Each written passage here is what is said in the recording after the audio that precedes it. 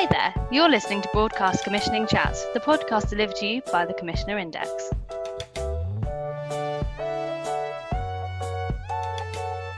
Hi there, I'm Hannah Bowler, Senior Media Researcher for the Commissioner Index. Today I'm catching up with Diana Carter, Commissioning Editor and Head of Talent at A+E Networks UK. Diana looks after a portfolio of channels including history, crime and investigation and free-to-air channel Blaze. Before we get stuck in, Di, how have you been coping? Oh, the first question on everyone's lips, isn't it? Yeah. I think I'm doing okay. But like I was saying to a friend earlier, we've all having to sort of self-mark. Yeah. So actually I might think I'm doing okay and someone else could go, oh, she's mad as a box of frogs. But I think I'm all right. How are you? Good. Yes, great. Let's get stuck in then. So firstly, kind of how have you adapted to taking pictures remotely? And are you asking anything different from producers at this time?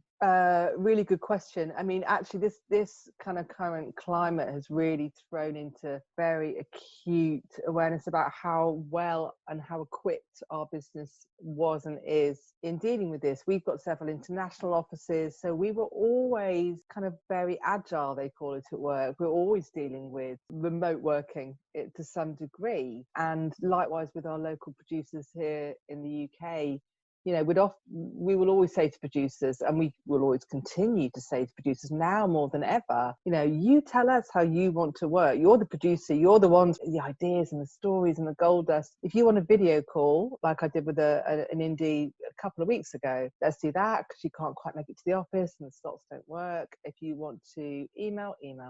If you want to come in for coffee, obviously that's slightly on the back burner for the moment. So we will always look to producers and ask producers to come to us in the way they want to. We are always very remote in some way, shape and form. So actually our work and our business has been so brilliant in caring for us and looking after us, setting people up with the resources they need to work remotely, that actually we kind of had already done a test run 3 weeks ago or so. And so we hit the ground running, which I was amazed about. The grace with which our teams set us on our way in terms of remote working was really kind of quite powerful to watch, to be honest. And has anything changed about the way that you're developing and shows that you're reviewing at the moment? Has the virus and the social distancing impacted the projects that you're reviewing at the moment? There's definitely, we're really lucky in that, we've got several in production. We were in the process of accepting several. We had, we've got an anniversary series for BE Day coming up. And so we were in the middle of accepting that, which we're really looking forward to. So in terms of accepting and in terms of in production and in gestation and all of those things, actually really very little has been impacted. Obviously the productions, like many people in the indie community and broadcast impacted community currently, have had to take stock for sure. But you know what, brilliantly, everybody and the producers that we work with, that we're lucky enough to work with, are just so brilliant. So everyone just takes a breath. They go away. We retreat to corners. We figure out how can we make that schedule work. Okay, if we push that a little bit there, what does it do to the TX? And actually, it's telly. And so we, everything's doable.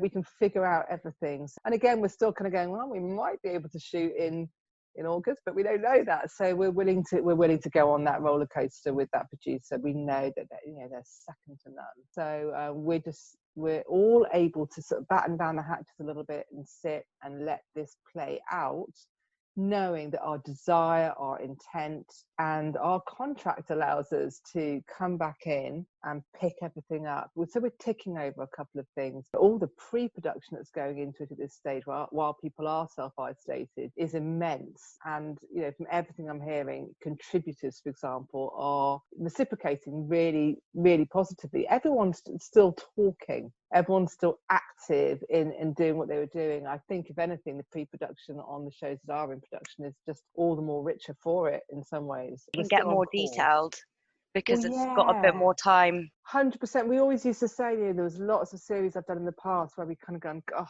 if we could actually just kind of go into that contributor or that talent's home for 3 weeks without turning on a camera just to get the relationship started, that would just be like fantastic. And actually, bizarrely, ironically, that's kind of what we're doing at this point. And I think part of, especially the more sensitive contributor relationships or talent that needs to understand what our brands are doing. And, that gives us time to really kind of develop that trust. And I think that will absolutely pay dividends on screen at the end of it. So I think there's got to be advantages and there's got to be pluses to this situation. And certainly that's got to be one of them. I suppose moving away a little bit from Coronas, what are you currently looking for on both of your channels, and I guess for Blaze as well, where you have a quite slightly different remit for that channel? Yeah, which is free to air. So it kind of operates in its own beautiful solar system. We were always at a stage at this point in the year. We had basically, quarter 3 and quarter 4 last year were insanely busy getting things through the door. And so we always knew that quarter 1, quarter 2 would be what we thought would be very peaceful, taking stock kind of time, because we've got so much content ready for quarter 1, 2, 3. So we're in a really good position that we've got, things coming in, like I said, the VE Day anniversaries, and we've got a few things in production which are mildly impacted at this stage. And we have just we're in the process of putting through a green light, which actually got given the tick to go ahead 4 or 5 days ago. So, we aren't kind of going to start putting significant sums of money down on the table tomorrow, for sure. Okay. So in terms of what we're looking for, we're looking, we're just being transparent, probably more like TX for quarter 1, quarter 2, quarter 3, obviously onwards next year. Having said that, if a series taking 9 months to make, as in lockdown till goodness knows when at this stage, time is not going to be wasted in that respect. So the best way I can answer that question actually is just to go back to what our brands are. We don't need to be part of the commentary on the current crisis as far as our brands go. We have had a couple of pictures in the last week or so which have tried to blend crime or history with Corona. Never say never. But it's not kind of where our sweet spot is. Our brands, the brilliance of our brands is that we have these incredible, forensically creative teams who navigate us to what our brands really are, whether it's creative and marketing and press and research, and all of these teams come together. We know what our brands do really, really well, and they tell stories. They tell the most mind-boggling, fascinating, engaging, jaw-dropping stories which we can bring to the screen, and they're often through a people's lens, as Heather Jones, our GM, always says. It's through a people's lens, so we want the right people on those brands to tell those stories. These are stories we're literally kind of just desperate to tell, because we know that when we get into the screen they'll be amazing. So history is always looking for history like you've never heard it in a lesson. It's immersive, it's interactive. Dan Corn, VP of Programming, always goes disruptive, and I love that word for it because it really sums it up. I think people think that history is, men with beards in fields, stroking spades and things like that. It's lust and drinking and sex and mistakes and battles and blood and friend, and romance. It's facts better than fiction. That's what we're looking for history, but make it immersive. Go that extra mile. Why is that viewer going to stay through right to the end? Give me a lesson that I could learn probably off of Google. That's great. That's probably more acquisition or pre-buy. Give us something that just gets under our skin a little bit with history. Blaze is kind of like a version of that, but it's probably got a beard. It's definitely got a beard. It's tough jobs. It's hearty laughter. It's gutsy laughter. It's ballsy. It's brazen. It's transactional. And crime, the middle child, she is a really wistful bunch. She's true crime. She's told with, crime investigation CI does it in a premium way. Its aesthetic for something like true crime is unparalleled. I'm going to say it, because it's just told less is more. We don't do salacious. We don't do tabloid. We're not doing it for horror or to, shock value. We're doing it because these stories, you can learn something from these stories, and that's why we get the victims' families taking part, the experts who solved that case taking part, police forces taking part, and celebrities alike on that channel, because they are passionate about true crime like most of us currently, and these stories need to be told because it might just change the way that you live. And so the best way I can answer the question about what we're looking for is about those are our brands, those are our stalls. Come and tell us what you think we should put on them. It's the Perfect. best way I could say it, really. When you said about celebrities on Crime and Investigation, then Yeah. can you give me some examples? Of people we have worked with, or people. Yeah, and who would work well that Oh, may be on yeah. your Well, radar? that's the thing. Actually, who works well? I'm going to hand that gauntlet back to get back to any producer, because I think when we look, talent is one of the main topics that every single person who has an opinion has a place at the table. Who should that be? You come and tell us, and we'll play with you on that one for hours. We've had Robbie Coltrane work with us. We've had Catherine Kelly, Joe Frost, Phil Glenister. We've had amazing contributors in that respect, in terms of the people that we get to tell these stories, and their reasons for wanting to tell them are really authentic. Robbie's dad was a forensic surgeon, so they all have a reason to be interested in it. Who we get to tell our stories on something like crime is such a joyous kind of thing to really be a part of, because when you get someone who is authentically as passionate about telling those stories for all the right reasons as we are, then it gets really interesting. Who those people should be, we're working with one talent at the moment who is all-round amazing actress from soap opera world and reality world, but we're really open to offers. And that's the thing, if you're a producer and you're looking to pitch talent, come and pitch it, and we'll tell you instantly why we're not so sure they're right, but we'll then come back to you with, what about them? Or it could be a producer bringing us talent, it could be that we add talent. We added Rick Edwards to shows on history, so we'll add talent. So it doesn't need to be attached in a pitch in the instance. No, if you have a look at our brands and tell us who you think should be telling our stories, because it will probably be someone we might not have thought of before, or you might have a relationship with that talent that we haven't got. But talent is really interesting because they're our storytellers. I was thinking about Crime and Investigation, and kind of each true crime network has a very specific way that it approaches true crime. And I wondered if you could kind of define what that is for you in terms of how is it led? Is it forensic led? Is it emotion? I think it does depend on who's watching. My incredible boss Dan and I, often will come at the crime from very different angles. He's incredibly intelligent thinker, cerebral, and I'll aspire to that. It's the story of how it's impacted the people. Well, he'll gather that up as well, but I'm like, that's where I'll go. That's where he'll go initially, and then we kind of come together and overlap. Crime for us, because we're all really about true crime, and we really need to tell that simply. Less is more.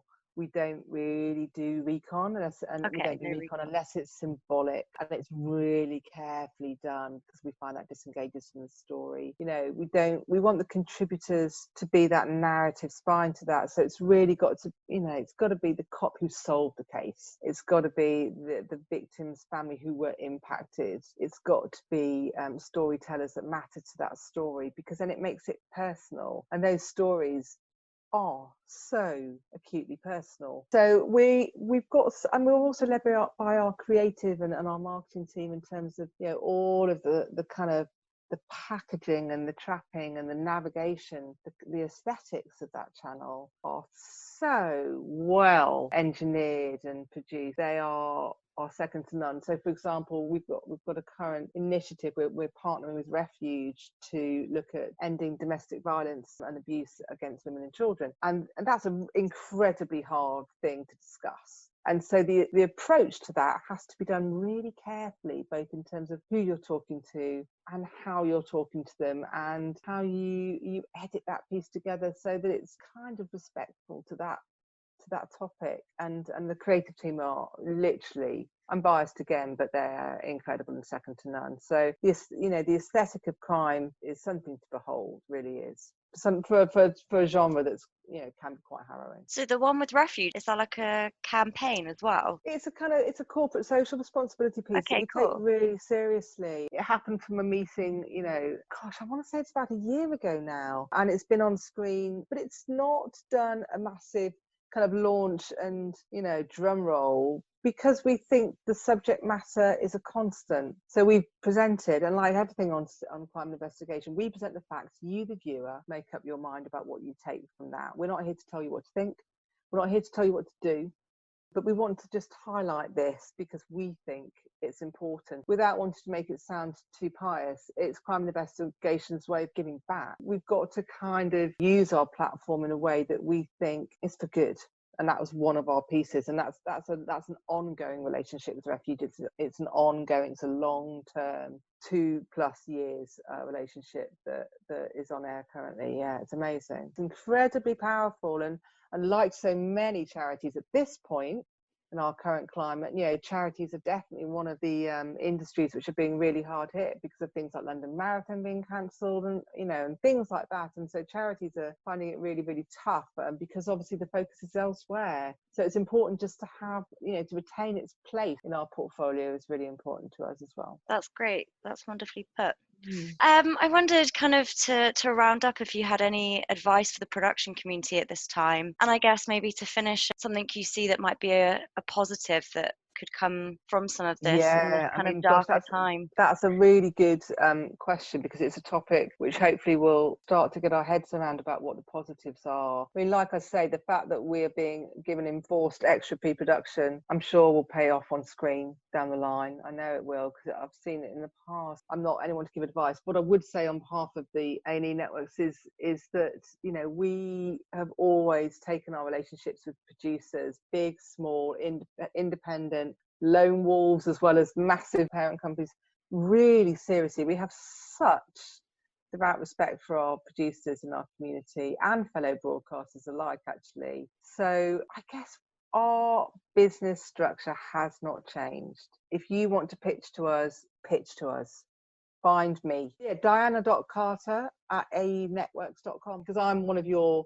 doorways into the portfolio. We're so small at A&E in a bespoke fashion. We're very live, we're very agile. Do you know what? Get in touch with me and I can navigate you through where you need to be or could be. So if you want to pitch to us, bearing in mind the previous caveats, pitch away. Like I said, bear with us. If you flood us with stuff now, our shelves are well stocked, but doesn't mean that a relationship can't be started. And I think that's one of the pluses now, is if you want to just reach out to say hello because you haven't got a relationship with us, and that's something you can achieve while this lockdown's in place, I'm more than happy to do that, really.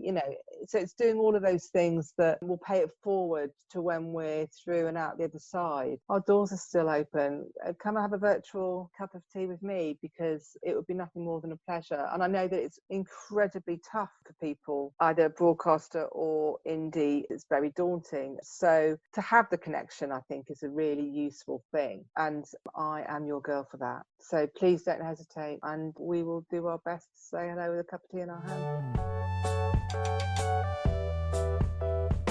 Thanks for listening to Broadcast Commissioning Chats. Don't forget to subscribe via any of the major platforms. We'll be back soon with more, but in the meantime, the latest commissioning briefs can be found on broadcastintel.com.